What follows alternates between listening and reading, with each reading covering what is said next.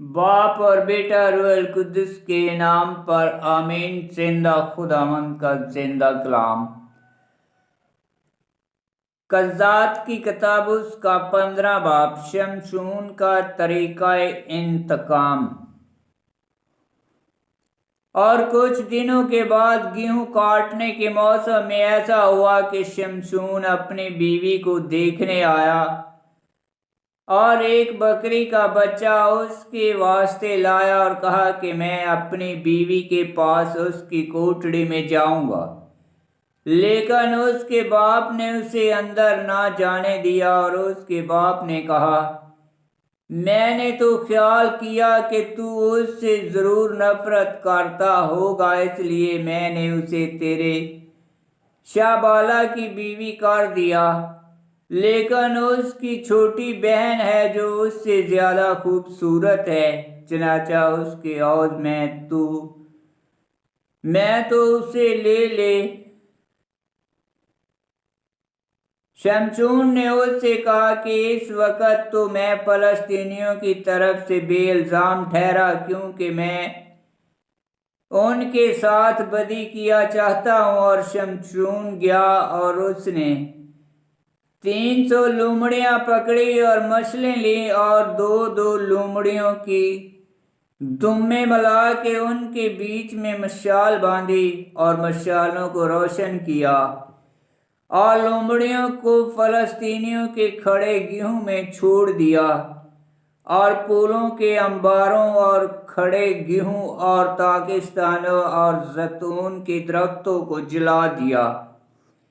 اور فلسطینیوں نے کہا کہ یہ کس نے کیا؟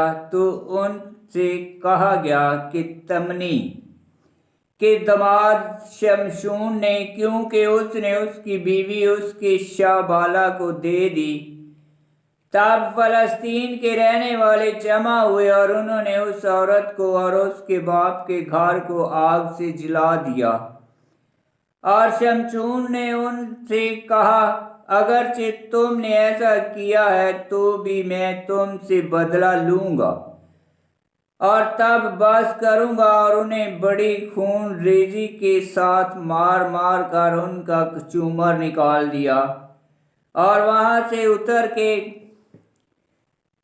اتلام کی چٹان کی غار میں جا رہا۔ تب فلسطینیوں نے چڑھائی کی اور یہودا کے درمیان ڈیرے لگائے اور لوہی میں پھیل گئے۔ تب یہودا کے آدمیوں نے ان سے کہا، تم ہم پر کیوں چڑھ آئے ہو؟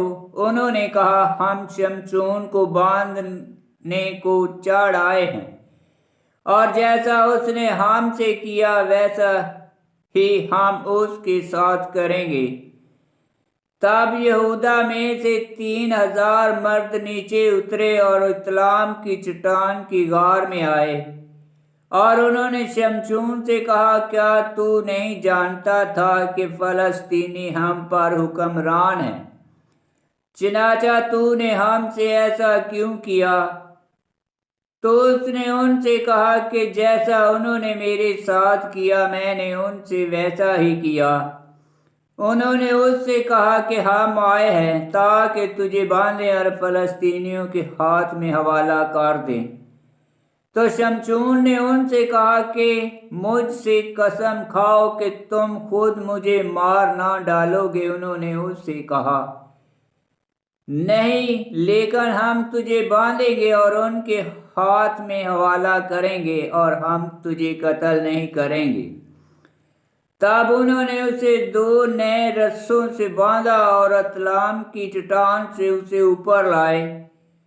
جب وہ لہی میں آ پہنچا تو فلسطینی اسے دیکھ کر للکارے۔ تب روح خداوند کا اس پر نزول ہوا، اور دیکھو وہ رسے جن سے اس کے بازو بندھے تھے ایسے ہو گئے جیسے سن جو آگ سے جل جائے، اور اس کے ہاتھوں پر کے بندھن کھول گئے، اور اس نے ایک گدھے کے جبڑے کی تازی ہڈی پائی اور اپنا ہاتھ بڑھا کے اسے لیا، اور اس سے اس نے 1000 آدمی مارے اور شمشون بولا گدھے کے جبڑے کی ہڈی سے میں نے تو دے پر تودا لگایا، گدھے کے جبڑے کی ہڈی سے 1000 مردوں کو میں نے فنا کیا۔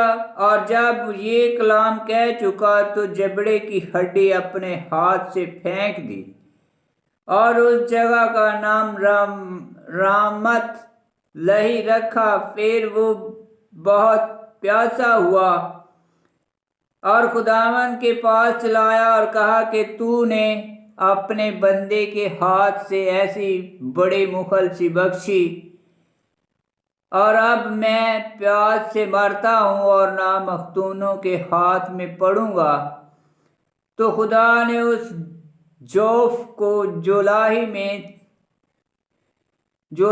میں ہے چاک کر دیا، اور اس میں سے پانی نکلا تو اس نے پیا، اور اس کی جان میں جان آئی اور وہ تازہ دم ہوا۔ اس جگہ کا نام عین کورے رکھا گیا۔ وہ لاہی میں آج کے دن تک موجود ہے، اور وہ فلسطینیوں کے دنوں میں بنی اسرائیل کا 20 برس تک قاضی رہا۔ آمین۔ خداوند کا پاک کلام کا پڑھا اور سنا جانا باعث برکت ہو۔ خداوند تیرا شکر ہو۔ آمین۔